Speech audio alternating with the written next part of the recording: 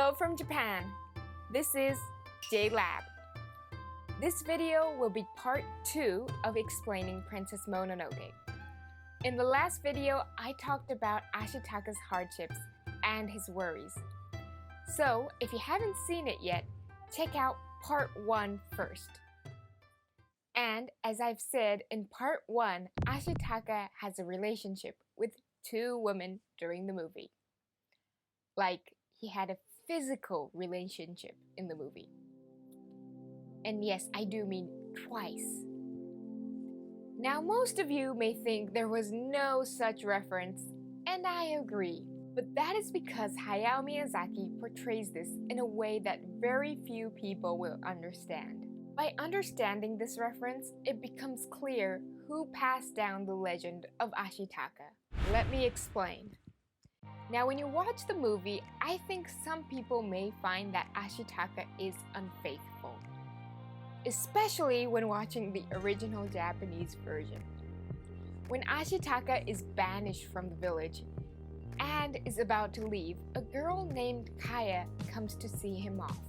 In the English dub, Kaya says that Ashitaka is her brother, but in the original Japanese version, Kaya is Ashitaka's fiancé. She confesses her love to Ashitaka and gives him a beautiful dagger.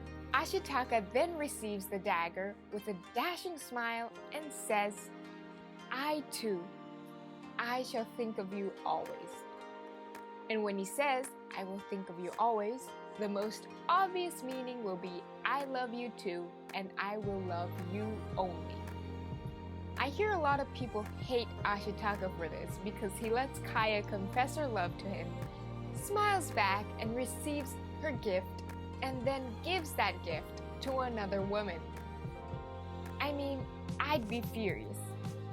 It's almost like proposing to someone and giving them a ring, but that person gave the same ring to another lover. In the original movie, the same voice actress plays Kaya and Sun, so it's not a huge surprise that Ashitaka falls in love with Sun. But still, many people do find this sequence disturbing or unlikable. This reaction is totally natural. At the end of the movie, Ashitaka tells Sun that he will visit Sun, and Sun's like, "Yes, come and see me," but he could have just gone back to his village to see Kaya again, now that the curse is lifted. Many people can't get over this, and this is even written in the Studio Ghibli official book called Ghibli no Kyokasho, a textbook for Ghibli. I think this is very reasonable, but Hayao Miyazaki wasn't intending this. This scene is actually only a reference to what really happened. This is one of the scenes that Hayao Miyazaki thought was necessary, but didn't really want people to understand. A woman secretly meeting a man at night, in this culture, would mean to stay faithful only to that man, meaning that they had a physical relationship that night. And Kaya intends to stay true to only Ashitaka. In olden Japan, there was a custom called yobai. Yobai is when a man sneaks into a woman's room at night. It is said that the man will spend hours to visit a woman's house nightly until she accepts his proposal. This custom doesn't exist anymore, thank God. Well, how creepy would that be? But in those days, parents would be worried about their daughter if no man came to her room at night. That is so bizarre. Of course, women did have the right to reject the man, and if the man did anything out of bounds, he will be banished from the whole village. So this means that Ashitaka really meant to marry Kaya. But Hayao Miyazaki didn't want to portray Ashitaka having a physical relationship with Kaya. That is why he made Kaya state that she would stay faithful to Ashitaka and made her give him a dagger as a metaphor. Ashitaka and Kaya have a physical relationship and Kaya becomes pregnant, meaning that Ashitaka has descendants in the village he left. His descendants are the ones who passed down Ashitaka's legend and made the markings that appear at the beginning of the movie. These markings are the representation of the legends of King Ashitaka.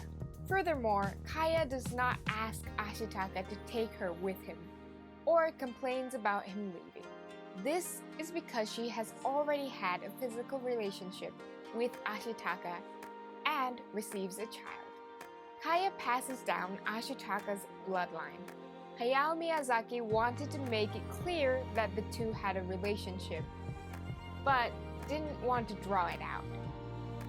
He used the culture and historical background to make it clear that the two people meeting alone at night means that they had a physical relationship.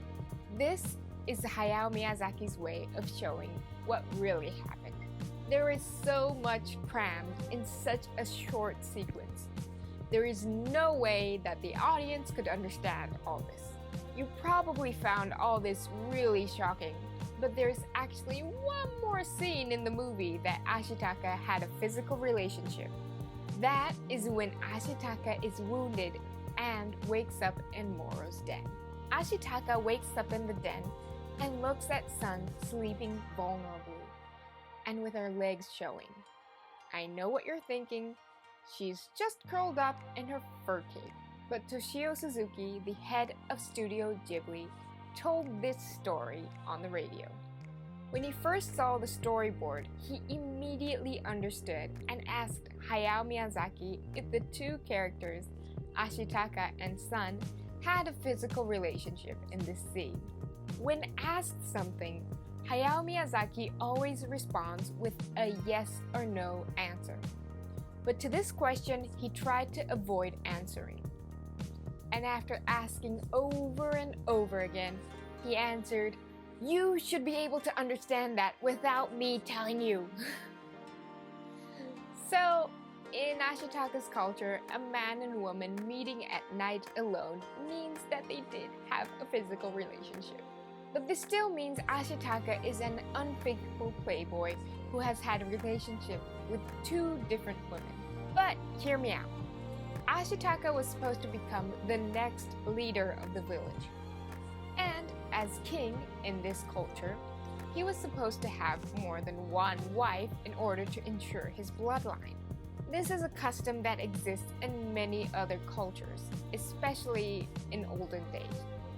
So it might be easier to imagine Ashitaka having more than one wife because he is the king. He wasn't being unfaithful to Kaya. Kaya will always be his wife, and during his travels, he found another woman that he found attractive and made her his wife. Although this does not justify the fact that he gave Kaya's present to Sun, but it does make more sense that they both became his wives. This is the shocking truth of Ashitaka having relationships with two women. There is actually another very important female character in Princess Mononoke. That is Lady Eboshi. She is the head of Irontown and nobody knows her past. In the next video, I will explain why Lady Eboshi had to hunt down the forest god and her relationship with Jigo. See you again. Mata ne!